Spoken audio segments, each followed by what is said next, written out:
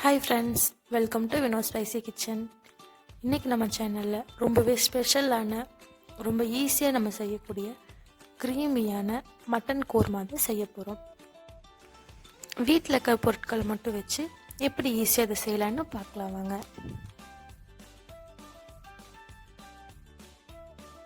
இப்போது இதை செய்கிறதுக்காக நான் ஒரு 1/2 kg மட்டன் எடுத்திருக்கேன். இந்த மட்டனை நம்ம நல்லா வாஷ் பண்ணிவிட்டு அது மூழ்கிற அளவுக்கு தண்ணி ஊற்றி குக்கரில் 3 to 4 விசில் எடுத்து வச்சுக்கலாம். இப்போது இதுக்கு மெயினானது அதுக்கு நம்ம சேர்க்க போகிற மசாலா தாங்க. அந்த மசாலாவுக்கு கொஞ்சமாக பொட்டுக்கடலை, 3 வரமிளகாய், 3 ஏலக்காய், பட்டை, சோம்பு, சீரகம், 1 ஸ்பூன் எல்லாமே சேர்த்து வதக்கி அதை நம்ம பவுடர் பண்ணி வச்சுக்கலாம்.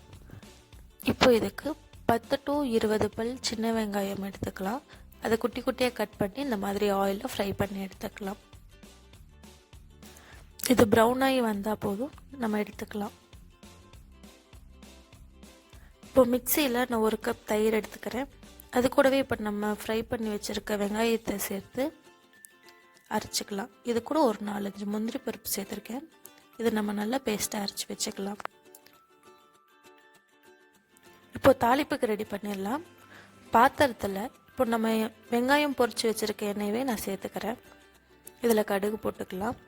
நம்ம பவுடர் பண்ணி வச்சுருக்க மசாலாவை இந்த எண்ணெயிலேயே போட்டு மிக்ஸ் பண்ணிக்கலாம். இதில் வேக வச்சு எடுத்து வச்சுருக்கிற மட்டனை நம்ம இதுக்குள்ளே சேர்த்து மிக்ஸ் பண்ணிக்கலாம்.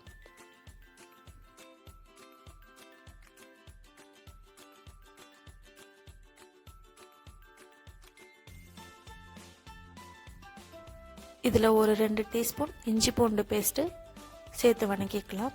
அது கூடவே 1 டீஸ்பூன் வரமிளகாய் பொடியும் சேர்த்து மிக்ஸ் பண்ணிக்கலாம்.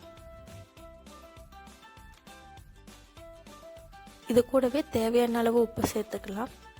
இப்போ அரைச்சி வச்சுருக்க பேஸ்ட்டையும் நம்ம சேர்த்துக்கலாம். கொஞ்சமாக இது கொதிக்கிற அளவுக்கு தண்ணி சேர்த்து 10 நிமிஷம் கொதிக்க வச்சுக்கலாம். நம்ம மட்டன் ஆல்ரெடி வேக வச்சதுனால இது ஒரு 10 நிமிஷம் கொதிச்சாலே போதும்.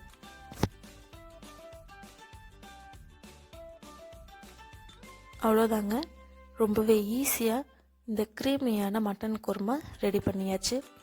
ஒரு டைம் நீங்களும் இதை வீட்டில் செஞ்சு பாருங்கள். எப்படி இருந்துச்சுன்னு கமெண்ட்டில் சொல்லுங்கள். இந்த வீடியோ உங்களுக்கு பிடிச்சிருந்தா லைக் பண்ணுங்கள், சப்ஸ்கிரைப் பண்ணுங்கள், உங்கள் ஃப்ரெண்ட்ஸ்க்கும் ஷேர் பண்ணுங்கள்.